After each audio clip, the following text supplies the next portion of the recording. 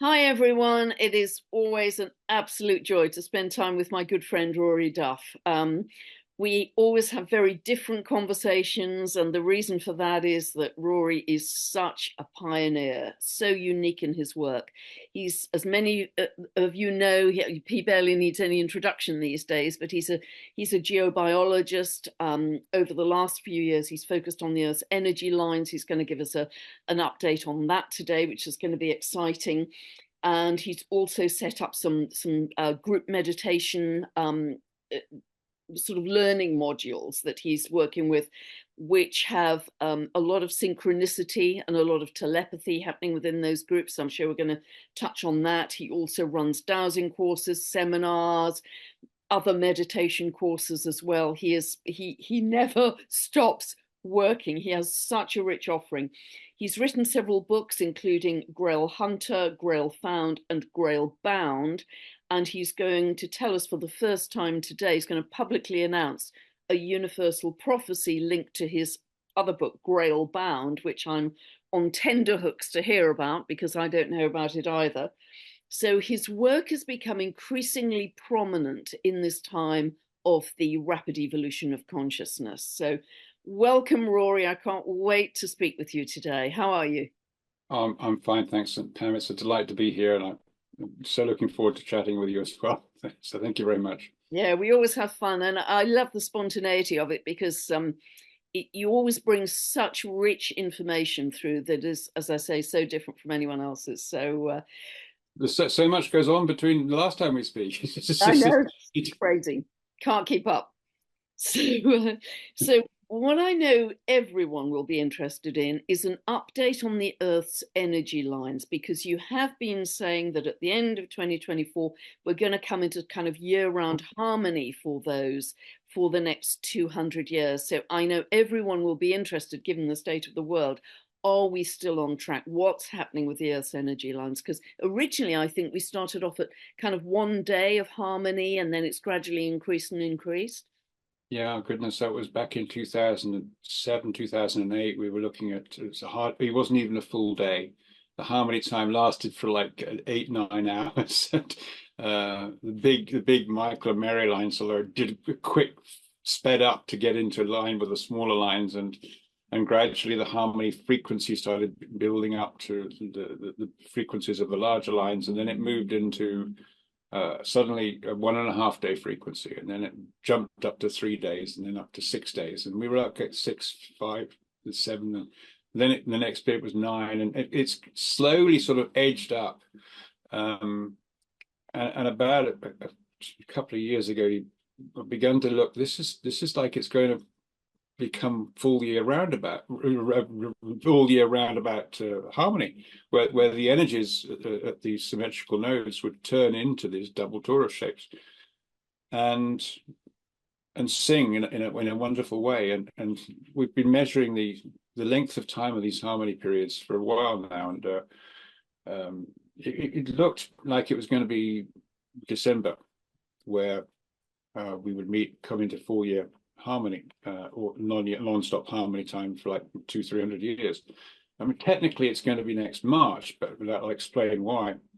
Because if you look at the gap between the increases between December and March harmony time, the numbers of days was 35 days harmony, and from March it lasted 41 days as a projection, and then looking on from the projection from June to September, it's a 50-day harmony period.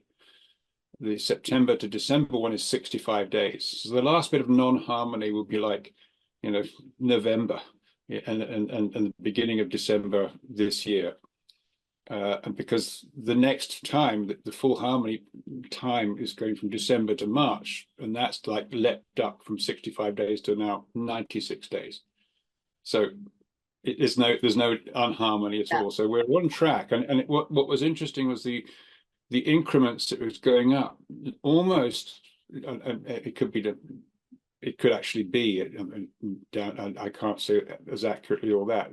Looking like there's an exponential sort of increase, a bit like the Fibonacci. spiral a mathematical increase based on that sort of curve, which would be very natural. And Just to especially with clarify for the people who don't know, that it's linked to the solstices and equinoxes, isn't it?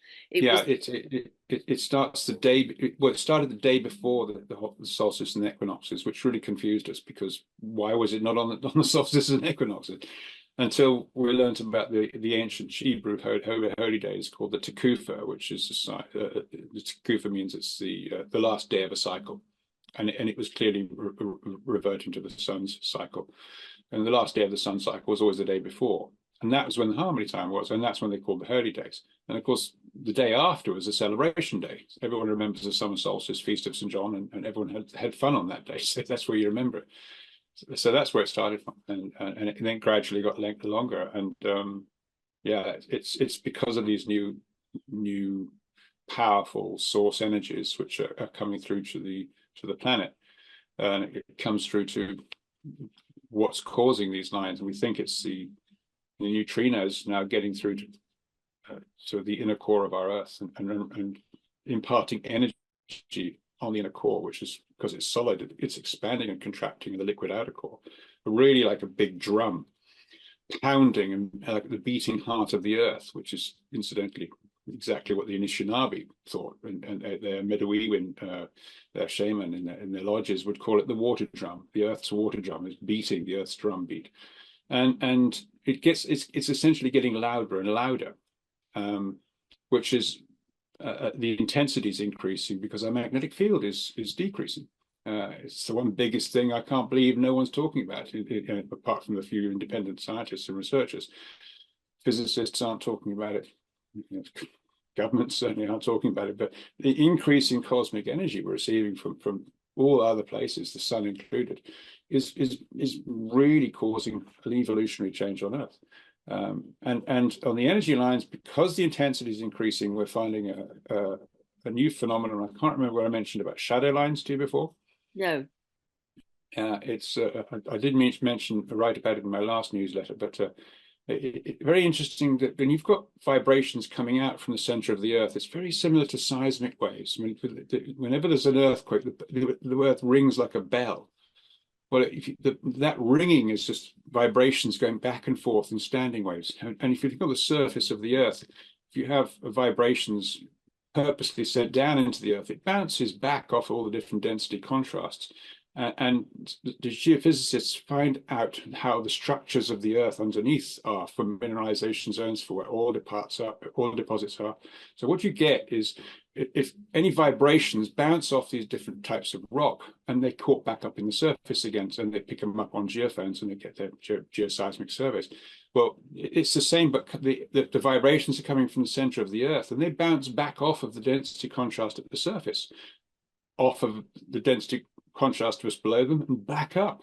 So if you've got an energy line here which is getting stronger, one line here, it's bouncing back down again and up again. So you get a shadow line either side of the main line. So the interesting thing is it's giving you the same sort of feeling being on the shadow line as it is on the main line. So where we thought originally that these energy lines would widen and widen and widen, and everywhere would be covered in these energy lines, it's taken this different path where this main energy line is widening. You can still see them widening in a few feet. Well, now the shadow lines have appeared, and you'll probably get shadow lines after that. So it's the rebounds, if you like, of all these vibrations that are causing these things. It's making mapping an absolute headache, I have to say, because you've got so many lines crossing over each other, and you've got to work out which one's the main line, which one's the shadow lines, and they're all crisscrossing. But we're definitely everywhere. The vibration, the linear high pressure concentrations are going to be everywhere on the surface of the planet, and so that's the big news, that we're being soaked with this. And that's because of this way. The drop in the magnetic shield, and therefore more solar flares are getting through, and it happens to be the peak of the solar cycle 25. And so everything is interconnected, and that when the ionosphere is more unstable. So is that also linked to more seismic activity potentially? Yeah, absolutely. That's very true in the astrology as well. geomagnetic weather is definitely now linked to earthquake prediction as well, where is getting quite accurate from the point of view of the position of the Earth and the solar storms and that sort of thing. Yeah. So It's so interesting. I've noticed since Pluto moved into Aquarius for the second time in January, everybody is now talking about space weather in a yeah, way they never did before. We just talked about the weather, but now it's space weather. There's a much greater awareness of that. So you mentioned that we'll have beginnings of Earth year-round harmony time from about November, December this year, which is exactly when Pluto enters Aquarius for the third time for the next 19 years, 19 to 20 years. So does that represent an extended period of peace as you see it, Rory? I actually not sure about the word peace, because it's I look at it more of a form of rapid learning. Okay. Yeah. Where we are really able to connect with the earth in ways which are more conducive to learning more about the changes going on within us. It's offering us stability at these harmony times where this you can pretty much go to these energy lines and connect exactly the same way again and again and again. If you choose to do it, this is the whole point about we're always left with a choice. You don't have to do anything, and whatever you'll be like the pinball bouncing off whatever you're going to be bouncing off, or you can take choice to actually, well, I'm going to embrace this and I'm going to go on this learning curve and I'm going to ride that wave, and see where it goes. And everything is like separating out into this choice. You can see it in whether you want to be the helper or whether you want to be helped, whether you want to follow truth or whether you're happy with your lies. It's just whether you want to learn or whether you want to be lazy. It's incredible how everything is being matched like this. And you think, well, there's a separation, but the weird, strange thing about the separation is that by separating out, it allows the core group to grow and grow and grow. And that attracts more and more people. Yeah. So more and more people will come over to the light, and yeah, that's the positive side. So as for your initial question, whether it'll bring peace, probably not initially. There's an element of motivation that people need. Yes. And getting out of rubbish and getting out of the mire, making your choice is the thing. So I can't cope with this anymore. I'm going to find a different way, and that's what we're finding. Lots of people are thinking that right now. Yeah, Absolutely. Yeah, yeah, yeah. And you and I are, in parallel with that. So that it seems to be suggesting, Rory, that we will go back to almost the ancient wisdom that indigenous people have never lost, and that very advanced civilizations in our past, they were just living in harmony with the earth, in right relationship. They understood nature, yeah. they understood shamanism, they understood that everything had life force, everything was alive. You seem to be suggesting that that's what we're reconnecting to, because I'm seeing that really clearly in the astrology, particularly the dwarf planet archetypes. Yeah, that's interesting you bring that up because I'm finding, we talked about the universal prophecy. This is this return to group consciousness that came from Steiner's work originally, and he realized that people go through, mankind goes through cycles of consciousness, from group consciousness to individual consciousness to group consciousness. And it's looking like it's roughly every 12,500 years. And what we're finding, generally speaking, is that the legends of the last time we exited group consciousness have been kept alive. It's like these really magically important stories that the ancestors knew they had to keep alive. I mean, the Hopi group is one example, and there are others like the account of Genesis. If you look at the one in the Bible, you get a gist of what happened. If you go back to the Hebrew Bible, you'll get a bit more of the truth. But if you go back to the original first account of Genesis that you can find, it's actually the Chaldean account of creation, which was found in cuneiform tablets by an old Egyptologist called Henry Smith, I think it was, back in the late 1880s. And that is when you start reading that account, it's like, well, this is the exit from paradise that mankind went on. It wasn't Adam and Eve, it was mankind coming through the abyss and coming into having to learn how to live in the world again after you didn't need to speak, you didn't need to eat. It was like, but you're living in a completely different sensory environment because the energetic conditions back there had whitened our perceptions to such an extent that we were experiencing life in completely different ways. So this whole exit from this, as these energetic energies started disappearing as we come out of the particular galactic current sheet, I think, but, required us to learn how to work, to talk, to eat, so there's the legend side. But now we're getting the prophecies, which tell us how we're going back into group consciousness, and this is where we start looking at the prophecies from all the different cultures around the world, and they're all talking about the same thing: how we prepare for it, what we can expect, and it's a common theme. And when you study them all together, you begin to actually think, "Whoa, this is now talking about how we're going back into group consciousness and what we're going to learn to expect to find." And working in groups now, we're beginning to see the similarities of how we're moving from individually thinking to group thinking, and how incredibly colorful that's becoming, how 3D thinking is compared to just individual 2D thinking of our own. So I'm really trying to encourage people coming together in groups, and we're working with, as you know, the Sacred Path modules. We're doing dream sharing dreams in groups, meditations in groups, and discussions about a range of things, of philosophies and meditation and spirituality in groups. And it's proving phenomenally successful, and people are having a lot of fun with it. So that's absorbing my time, and it's adding another dimension for synchronicity. It allows new things to come through. Well, I mean, that's very much the Aquarian energy, the group energy, seeing yourself as a unique piece of the puzzle, a unique essence, but nevertheless feeding that into the group. And, you know, these mass meditations, you're involved in them, Rory, so am I. And it's just thrilling to see the telepathy and the synchronicities coming through. But just going back to what you were saying, that these shifts in consciousness happen about every 12,000 years. Well, that's half of the precessional cycle. Yeah. And it seems to be related also to the end of Kali Yuga as well. And it's also seems to be related to the Earth passing through the photon belt, that period of time. It's also not far off Sedna's orbit. Sedna is a dwarf planet with an 11,400-year orbit.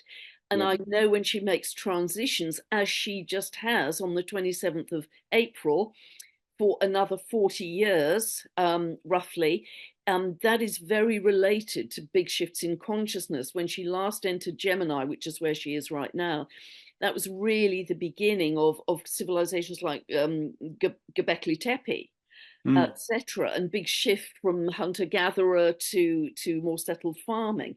You know, there's a very significant shift in consciousness. So is it also, do you believe, related to, I don't know how much you know about the Sedna myth, but it is, again, this total metamorphosis of humanity and of consciousness that's fairly close to the 12,000-year cycle? Yeah, I mean, I don't know anything like it in as much depth as you, but I see these things like Pluto and Sedna as triggers. Yeah. It's like everything is influencing us to a greater or lesser extent at a particular time. And right now, it's the turn of Pluto and Sedna to just nudge the whole thing into the next gear, and it throws that extra amount and weight to the whole change. It's like a starter motor to get the car going, sort of thing. So, yeah. Does that make sense? Yeah, absolutely. And it's very much this year and also next year. And they're also in very particular geometry to Homer as well, who's one of the strongest symbols for New Earth. So is this the universal prophecy? Is this really what you wanted to share with us, Rory? Not quite. I need to get into this. But, yeah, I'm dying to hear about more detail. As you know, I try and stick to just following, because how do you know what to read next? How do you know what to do or where to go? And I'm so curious naturally on so many things. I got to rein that in, and I've tried to just say, well, leave it to synchronicity. If I'm supposed to be reading this or investigating this, then I will. And I had a massive, big kick into gear with Egypt just recently. It's a huge subject, as you know, and I've been asked to do this 3-day seminar in just outside Dublin in August. I'm talking about prophecies there, and it's called the Emerald Awakening one, which is it's still got a few seats left if anyone, but it's going to be the most amazing thing about lighting up the energy lines and groups all around the island. And I'm also talking about group meditation there as well. But I found quite quickly that a couple of alignments running through Ireland headed down into Egypt, and I'm thinking, oh well, maybe it's time to look at Egypt. You never quite know.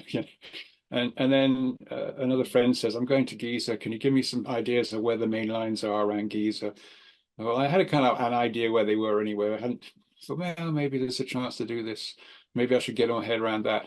And then I had this group meditation at the time of the eclipse with the meditation group I'm in, and I spoke to Lily to get permission, to Lily Brunton, who's well worth having a chat with.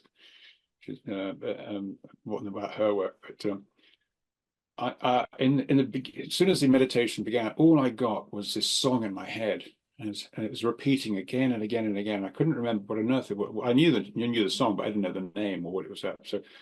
And then I mentioned it afterwards in the sort of debriefing of it, and another chap says, "Oh, I know what that is. That's where have all the flowers gone?" And Lily sticks out to say, "I know where they've gone." She says, "What?"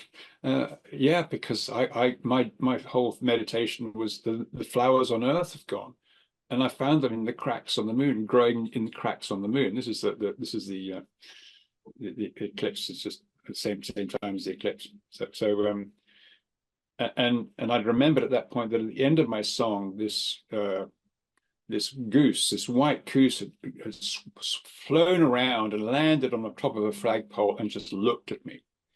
And I said that to them, and Lily said, "Are you sure it was a goose and not a swan?" Oh. I said, "No, I'm pretty sure it was a goose." And she said, "Well, do you want to check the swan?" Because and then what came out, she said that I should read the Cygnus mystery book by Andrew Collins. Okay, so I'm on. It's just like the song and where flowers. I'm thinking I better follow this one up, this synchronicity, and also there's similar messages within all the group members on something along these same sort of lines. So I studied, and I got Andrew Collins's book out, and there it was in the chapter. It's the Swan Goose connection to eternity, and that led me to his another chapter on the Well of Souls and the importance of a really significant place where it was the primordial mound where the god Sokar, the oldest Egyptian god Sokar, had his house of Sokar. It's the primordial mound where all the gods first appeared, the Zet Tepi of Egypt, and this is a place on the Giza Plateau which I hadn't really studied before. So this was a place before the pyramids were built, okay? And it was the place where the original node was. And it was a little hill on top of this plateau. It's the oldest part of the Giza Plateau called Gebel Gibli. I remember the word Ghibli because that comes up in the Universal Prophecy later. I looked at that name and thought, I can't believe this, because I only just come across this Universal Prophecy recently, and I'll come back to that in a minute. But then Gebel Gibli is this little ancient hill, which was where the original node was. That's where the primordial mound, the very first mound, as you know, that's where the mound of creation, where the gods came through. So that's before everything else in Egypt. But of course, the energy lines now run from the node, which is only a kilometer away at the Pyramid of Khufu. And when I looked at this alignment, I knew this alignment. I'd mapped it pretty much all around the world. It's one of the most powerful type 4 alignments you come across. And apart from running through the very powerful node at the pyramid, it now ran through exactly where this sanctuary was in Gebel Gibli. And to give you an example of how powerful this line is, you track it across to the Greek islands, and there's an island Patmos that runs straight through a cave in Patmos, where John the theologian had his vision of revelations from an angel. And he recorded all that down. So now we have revelations, which is one of the universal prophecies for returning to group consciousness. You carry on this line, it gets through what they call Germany's Stonehenge, called the Sonnen Temple, which is the Sun Temple not far from Leipzig. You follow it on, you go all the way up to Orkneys, where I went as a little boy with my grandmother, aged 15. I was running around Stones of Stennis and Ring of Brodka, goes through that, through Skara Brae, all the way on now to Iceland. I was asked to do a sacred site search by a lady in Reykjavik 2 or 3 years ago. And I found this line going right through an old Viking temple in a tiny little fishing village called Grindavik, which just hit the news this last year because it had all this lava. Volcanoes. Yeah. Yeah. A lot of volcanic. And the connections go on, because I have a friend who had a large ranch just in southern Montana, and she said, "Can you do a huge geological survey on the lands there?" And I found the line running through the sacred prior gap of the Crow Indians, all the way down across America. And it exits the beach in California, not far from Yogananda Paramahansa's Self-Fellowship Center. And I actually stood on that line training people a few years ago and know the node nearby. So I've had this connection to it, but this is the most incredible energy line, and phenomenal things have happened to people. And here it is. It goes running through this place, Gebel Gibli. So I'm thinking, time to investigate Egypt. And almost immediately I realized that I come across this ancient, old non-mainstream independent philosopher who researched the temple at Luxor for 12 years. And I can't believe I've never heard of this person's work. This guy is a Gnostic, Hermetic philosopher, unbelievable, called Schwaller de Lubitsch. Have you come across Schwaller de Lubitsch before? No, No, nor had I. And you start looking at his work in the Temple Luxor, and when he was there, and he's not mainstream Egyptologist, so he develops his own philosophies based on Hermetic and Gnostic principles, might I add, which is interesting.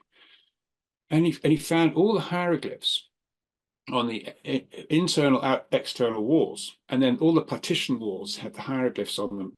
So you've got, like, if you have 8 walls, you've got like 16 layers of hieroglyphs, and then 2 on the outside. So he found if you superimpose them all, like the walls were completely invisible, you could look through them at this completely superimposed image of hieroglyph on hieroglyph, which gave the hieroglyphs a completely different meaning. And he said this is a much deeper, more symbolic meaning. And listening to what he's saying about hieroglyphs and trying to learn about all these things, it's not just like a picture which means this means an apple, or this means a message, or it's like, now you've got the N sound, for instance, N.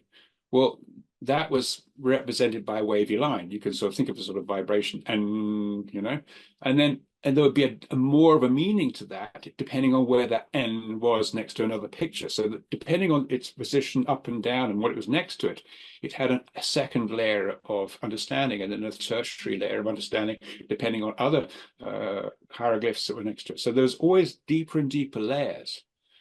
And he was saying, in order to understand the deep meanings of hieroglyphs, you had to go into a deep meditative state. And I started thinking, hang on a minute. We're beginning to look like now what happens when you exit group consciousness. If you're in that point where all the legends are talking about how you're beginning to, you don't need to talk to people. You're just thinking telepathically and empathically with them. But if you're losing that slowly as you exit group consciousness, as the energetic environment starts disappearing, maybe because the magnetic field is changing, or we're coming back out of the current galactic current sheet, you're losing the ability to think like you were before. So you're having to find other words to kind of like come up by saying, well, and you communicate in earliest forms of language, which we probably thought the cavemen just grunted, but in fact they were going through this transition of communication. And what would have been more obvious to them was communicating in symbols, which was conveying this natural ambiguity of symbolism. So you would move through this phase of exchanging and communication through not quite being in unity consciousness, but in a form of coming to know something. And we were looking at this is the beginnings of what we're seeing in group work, where we're moving away from the want to know something, but we're moving to coming to know and investigating the deeper meaning. So you're looking at hieroglyphs of being producing this form of communication as the exit communication. And we're seeing how we're moving into this interconnectivity and experiencing symbolism more. And we don't need to talk to each other. We can like express ourselves and understand ourselves without actually having to pinpoint it and know it. So I found that was a fascinating aspect of it, coming back into group consciousness from looking at the symbols of hieroglyphics. And that led on to huge other things in finding in Egypt. But if you find out where the lines are, or more importantly, where the lines were, that's where people were buried. Wow. So if you've got you know where the nodes are. They didn't bury them on the nodes, because the nodes are where you have the rituals and the ceremonies to connect to the higher worlds. But if you knew where the nodes were and where the lines were coming to the nodes, people would be buried on the lines because they knew their soul would travel along the lines to the nodes to go to the Amenti, to the west, which is the Geb, the god of the other world, would take them on that journey through all the gates and over all the things that you come across in Egyptology. But when I started investigating where the lines were in some of these temples which connect up to Ireland, I'm thinking, that's why they buried those there. That's why they buried those there. So I was thinking, people are wondering why these things are buried in these places. You can see where there were the lines. But coming back to, I can't obviously talk about all of that right now, but I wanted to get back to this concept that Steiner is talking about with group consciousness. And how we connect in ways to prepare ourselves for this. And he would say we need to start using imagination and then allowing inspiration to come in. And then when you moved on from that, then you were in that aware state, which allows the intuition and the insights to come through. And when you do that in meditation, these insights come through and you listen in that aware state to other people's insights and you get further insights. And all you have to do is start with the right intent and question. And then that's a very personal, curious thing. So you've got to get that out the way at the start in your conscious mind. You've got to then give it that immensity of will to know the truth. Don't care about the answer, just tell me the truth. Get out of the way. Be uncertain so you're not getting involved with it. And then allow your imagination to unfold. And then to go into that inspiration that comes through. And finally, if you're lucky, you'll get that insight, which is just pure magic. And you find it in art, and you find in pictures and music. And so we study these things, and because we're learning more about how we're going back into group consciousness. And this is where I come back to a phenomenal. My son asked me to come and watch a film, and I started watching this film. And about 20 minutes in, I mean, my jaw is hanging out. I'm going, oh my God, this is another universal prophecy. I'm just thinking, I cannot believe this. And I could how is it going to end? How is he going to do this? And I'm just trying to enjoy the film, but I'm doing this all interpreted because it's mirroring all these same things that you find in the other universal prophecies. And I'm like, I can't believe this. I really can't believe this. And every single symbol has that ambiguity. If you know about when you realize that symbolism, like Jung says, has to have a necessary ambiguity. If you surrender to that and just let it wash over you, and that sort of coming to know without us needing to know everything, allow it to wash over you in a form of coming to know. That's a process of moving back to understanding symbolism. It's like the first steps towards moving into that group consciousness and allowing yourself to do that. And I'm hearing, I can't believe this guy who's done this. So I did a bit of investigations because the title of the film didn't seem to sort of suggest this. And of course, I realized this was the English title. The original was a Japanese title. And the original Japanese title was How Do You Live? And how do you live is a really interesting question, because if you open to that, if we did a group meditation, so how do you live? And then you just allow the subconscious to give you that information, maybe, and you just allow that to come through, and you do your imagination and you let the inspiration ride, and you're going to get insights that answer that question, how do you live? So I looked a bit further, and it seems that quite an amazing thing happened, that the person that did the screenplay, that did the writing and the creating of all of this, had said I didn't know how it was going to end. I just started doing the screenplay and allowed my imagination to run to do what it wanted to do. And he had nobody telling him what he couldn't do, which for a big budget film is rare. Yeah, yeah. And so he started exactly the same process as Steiner was talking about. Allow the imagination to go, like Jung did with his inner journey, shamanic journey through the Red Book, which we spent hundreds of hours looking at in the modules. You end up getting this story, and what happened is that the story that was drawing it's an animation which won an Oscar at the recent Oscars by Hayao Miyazaki, and it's called in English it's called The Boy and the Heron. And it's about a boy. It's actually like Miyazaki's childhood, and his father was in the military and industry. But he goes to the countryside and he visits and he finds things happening to him in the countryside, and that's where the fantasy and the imagination takes off. And you begin to see all these connections. Oh, that means this. Oh, that's that. Oh my goodness, I can't believe this. So his imagination with that base first question has invited the subconscious it's gifted him this prophecy, which links to so many other prophecies. And then the very last part of the film, I wondered how it's going to end. It's like, and the boy is told, and you'll forget it all. And of course, that's the moment he then begins to come out of group consciousness when you've forgotten everything. And I think, oh, I can't believe it. So that I can't wait for it to come out again because I want to go through it. But The Boy and the Heron, Japanese title, How Do You Live? And so it's an example. Yeah, the key thing which was strange, it was made by the company, the film production called Studio Ghibli.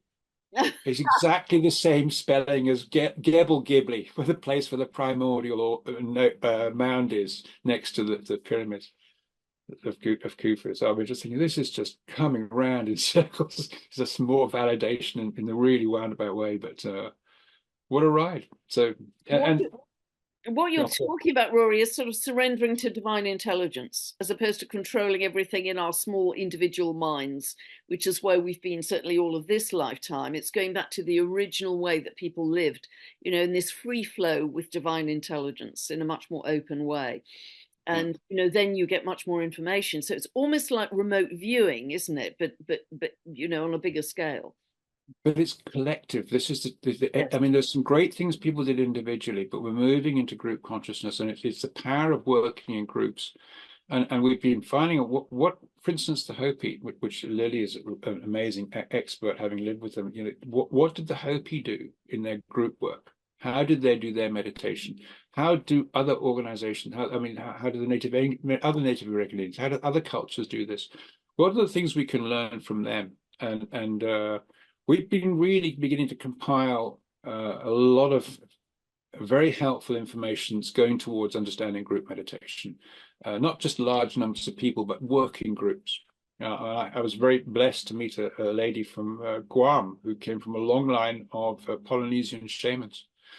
And she showed me the dance that they used to do as part of the group. Unfortunately, she only remembered one role. There were several other roles, so we don't quite get them all. But we're really beginning to build a picture of how we can uh, well, more interestingly, what we can experience and what we can expect to experience, and how we'll notice what's these changes, the subtleties that are going on, so that we can go with the flow.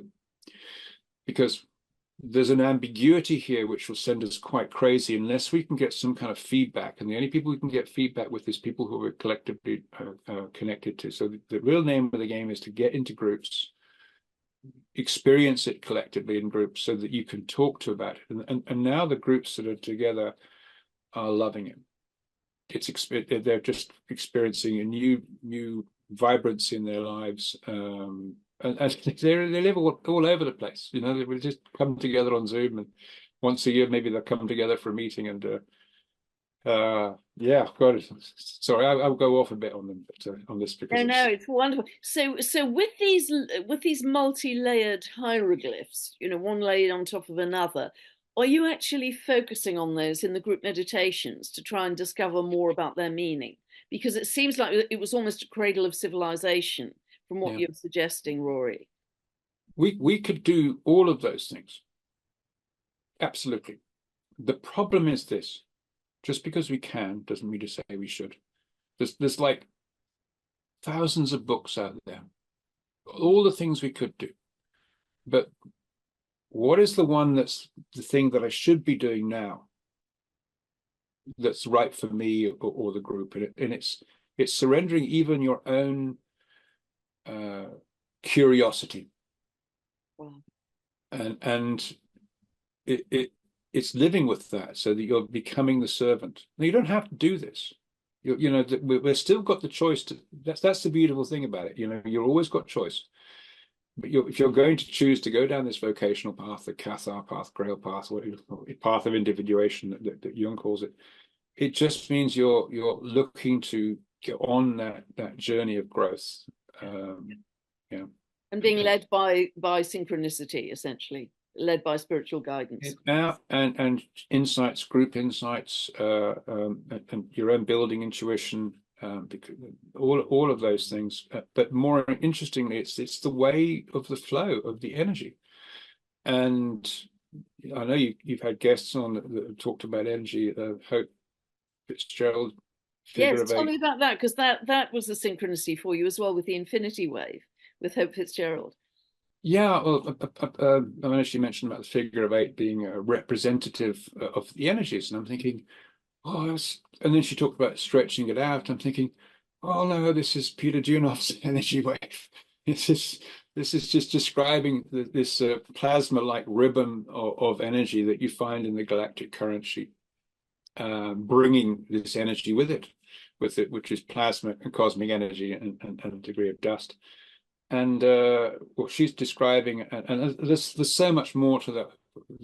The weaving of the energies that was mentioned, and other things that again it links with other aspects of energy work. But this particular one reminded me immediately of one of the universal prophecies by an amazing man called Peter Dunoff, who was one of the great Bulgarian philosophers, prolific writer.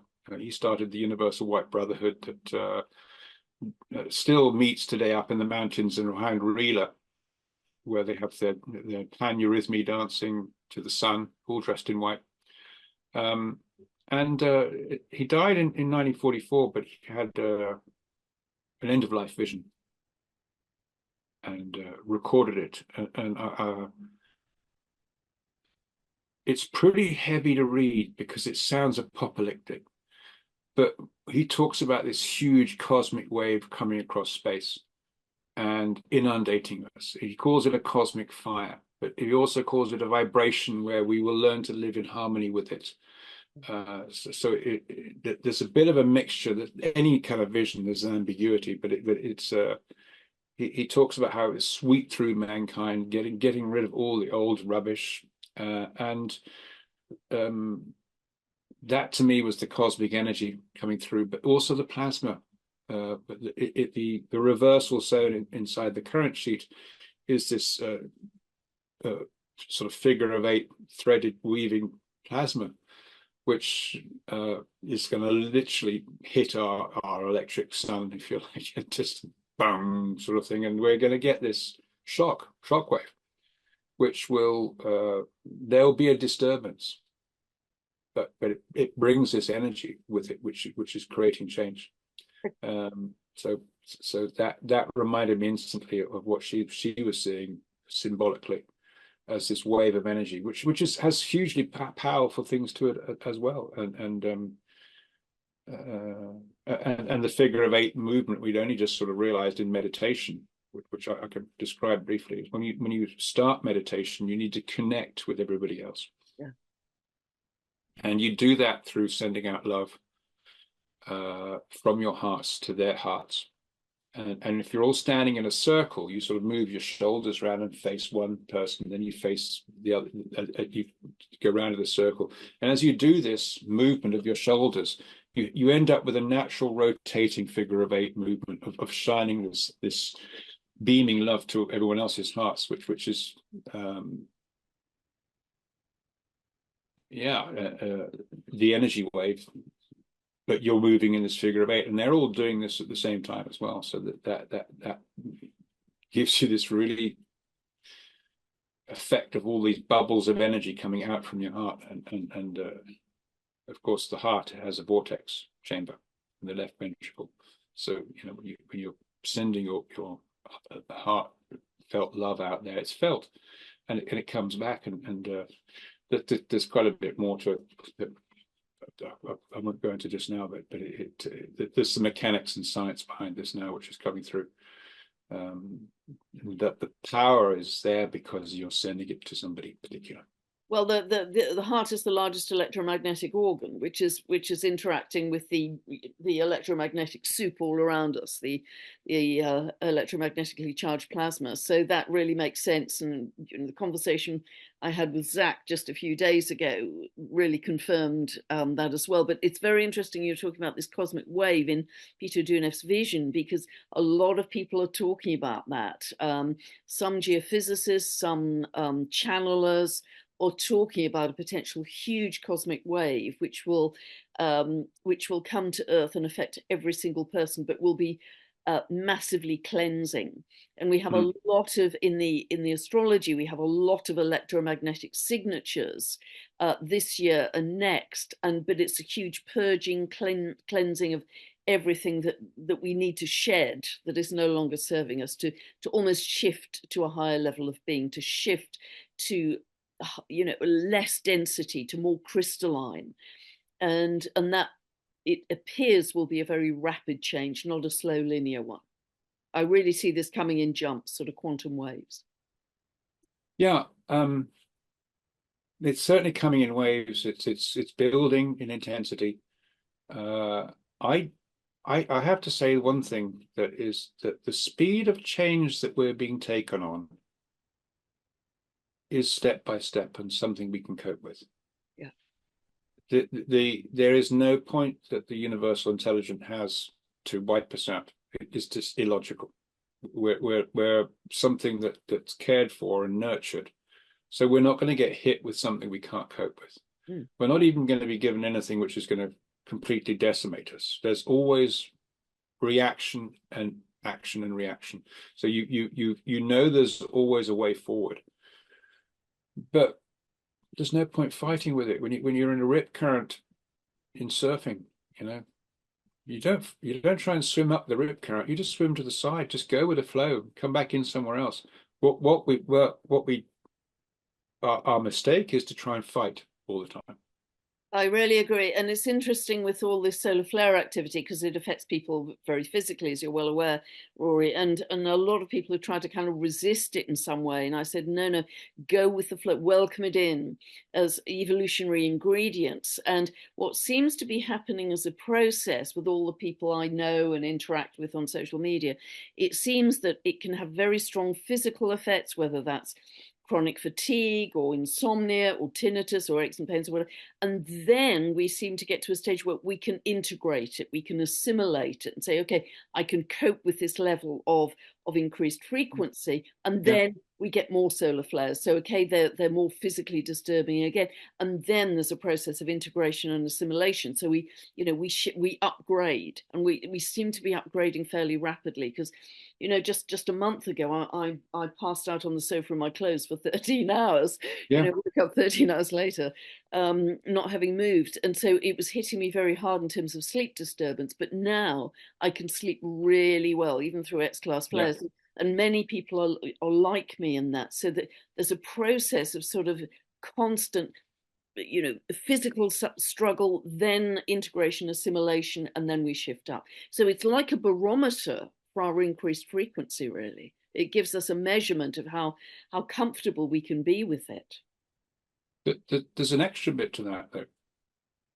It doesn't just assimilate, because we do find people who are, I get whacked out. I'm just lying there saying, wow, what's hit me? And yet other times, other people are getting whacked out, but yet I've just got this high speed energy. So you get this real boost, and you can suddenly do like 2 days work in one. Yeah. So there's an upside as well in this assimilation. Absolutely. Because that's you sit back and think, whoa, how did I do all that? Yeah, it's very focused. It gets very clear and very focused. And Yeah, I'm finding the same actually with massive workload. You know, we both share that massive workload. So it is a very exciting period. So we are we really have entered this evolution, this crucible of change right now. You're seeing it in the energy lines, we're seeing it with the Earth's inner core, we're seeing it in the place that the Earth is in space, we're seeing it in people's physical experience, all of the synchronicities that are leading your work. We're seeing it, you know, whichever way you cut the cake, we are seeing this rapid evolution of consciousness that is immensely exciting right now. yeah, and I don't think, well, you say rapid, I don't think we've been rushed. I mean, you know, it's like when you haven't got a deadline, well, it's actually March next year, we've got to get everything ready. No, it's we've got a good 10 years.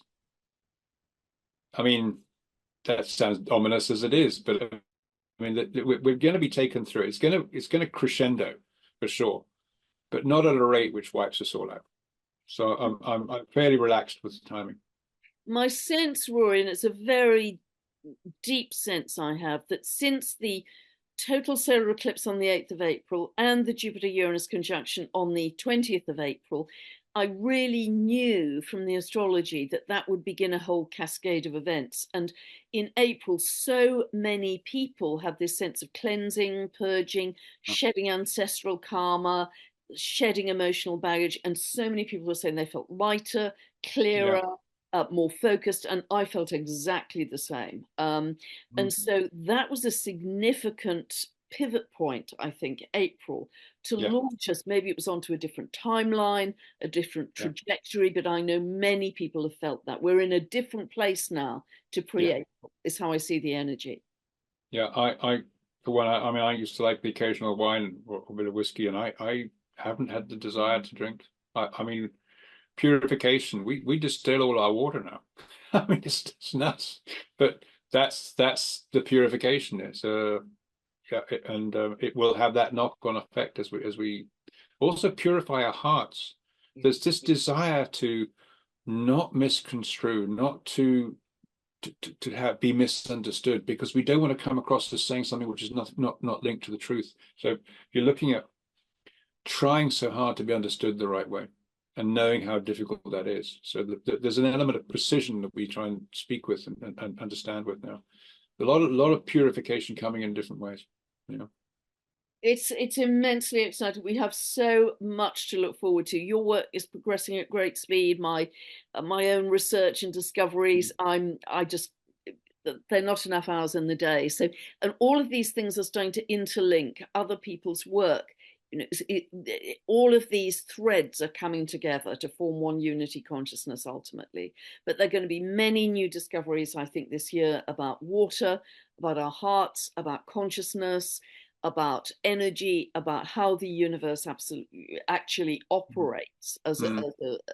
a living organism, as one living organism. And I think we're going to be getting to a place which actually the ancient peoples knew much more than we in our modern so-called Yeah. sophisticated civilization have known so far. And one thing that I'm more and more people I've been as you know I've been training people to dowse for 10, 15 years now, and more of them are now working at their own areas Yeah. around the world, mapping these major alignments, finding these nodes, forming groups, and it's building. And it's exciting, and they're sharing their excitements with me. You know, every week they're sending me, "Oh, I can't believe what I've just found." You know, that's exciting because when we start getting that happening in a multiplication effect, we've got lots of groups popping on nodes everywhere, working on their own local problems energetically. That's exciting because that really can ignite a country. And that, well, yeah. So yeah. Yeah, and so how can people find more about your work, Rory, and how can they get involved in what you're doing with all of these group meditations, etc.? The quickest and simplest thing is to nip to my website, roryduff.com. Yeah. There are, and I say that because things are changing all the time.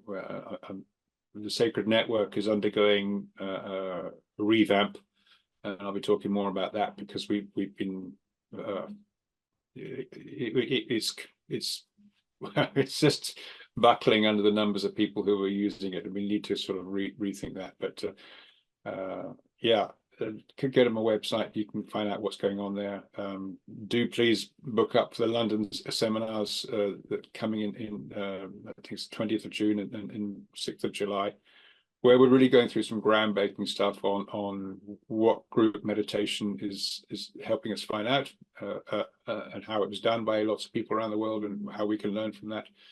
And there's a final workshop there, which is going to help you build a model that fits you and your group for meditation and group meditation, based on all that we've learned from different cultures around the world, which is very exciting. And I know that some of the people come, there's a few places left for that, but that's just, yeah, if you want to come to that, there's going to be an exciting offer for Sacred Path facilitators as well. So discounted to join the modules. And I've got 3 or 4 facilitators now who are just about to start new modules.